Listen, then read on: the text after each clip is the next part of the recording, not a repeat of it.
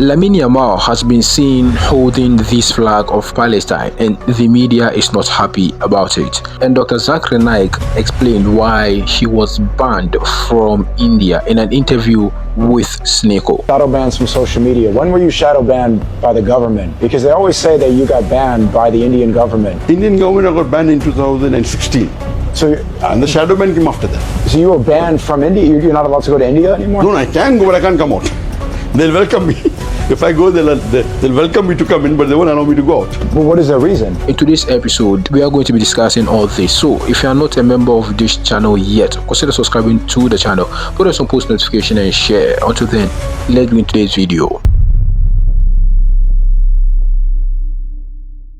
So, Dr. Zakir Naik, after years of being banned from giving public lectures in Malaysia, as of the time of recording this video, the ban has been lifted and he can now give lectures under certain conditions. Now, we all know Dr. Zakir Naik is a famous comparative religion personality, and he took over after Sheikh Ahmed Deedat left this world. Interestingly, Sheikh Ahmed Deedat is the teacher to Dr. Zakir Naik since when he was alive, but somewhere during his career in the field of debate, he got banned from multiple countries and his birth country. India actually are calling for his extradition from Malaysia to India. In a video with Sneko, Dr. Zakir Naik said that they banned him because he was famous.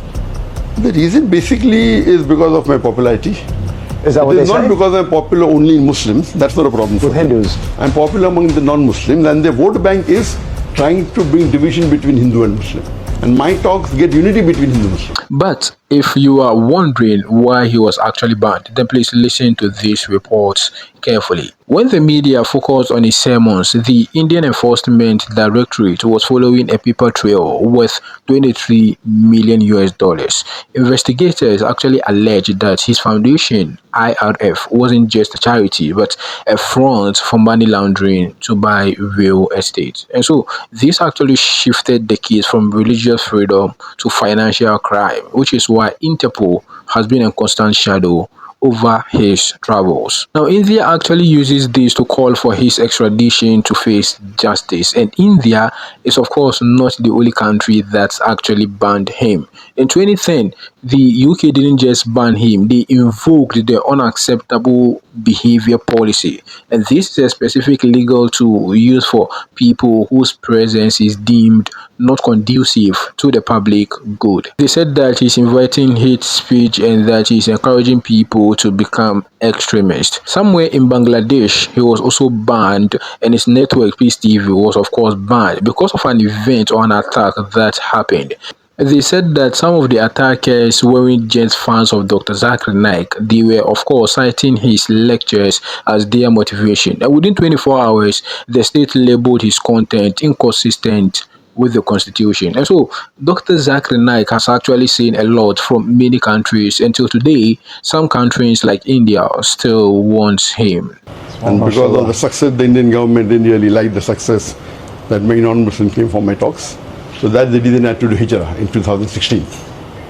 So I left my country and then I came to Malaysia. But you know what is interesting? Dr. Zakir Naik has been quiet for some time until after he did an interview with Sneko. In this interview, he made comment on his religion. He made comment on the Israel-Iran-US war. He made comment on Palestine war and also made comment on the sect in Islam. He even said when Sneko asked him about his sect that he is just a Muslim, and it is about time that Muslims put the sect aside and unite for the same cause. So I'm sure you get this all the time. When you speak about Iran, there's going to say you're Shia, you're Sunni, you're Hanafi, you're Sufi, you're Salafi. What are you? I'm a Muslim. Alhamdulillah. And so, brothers and sisters, in the word of Dr. Zakir Naik, this is what is happening, and this is why I came to you today. So let me know what you think about his story in the comment section down below. But until then, let's talk about Lamine Yamal. Now, we all know Lamine Yamal is just a kid who turned 18 years old, and in previous videos, I made it clear to you guys that Lamine Yamal is a Muslim per things that we've seen and heard. Barcelona actually won the Spanish La Liga in a Clasico with rival rivals Real Madrid. And just like always, they arranged a championship tour for their fans and the people of Catalonia. Lamine Yamal that day was seen holding a Palestine flag, inciting his support to them. But the media is not happy with it, and people are saying he will never win the Ballon d'Or again. And others are also not supporting his decision of raising the flag. Even his manager, Ansi Flake, when asked about what Lamine Yamal did, he said Lamine Yamal can take his own decisions now. Why? Because he's 18 years. And so maybe you might have forgotten there is a pending Ballon d'Or award coming very soon, and I feel this is a public tactic he's using to just be in the conversation for the time being. It is or might not be true, but I'm just saying because he didn't even play the El Clasico and he's been injured for some time now. And lovers of football know that PR is very important in putting a player out there. And I genuinely think that could have been part of the reason why he did what he did.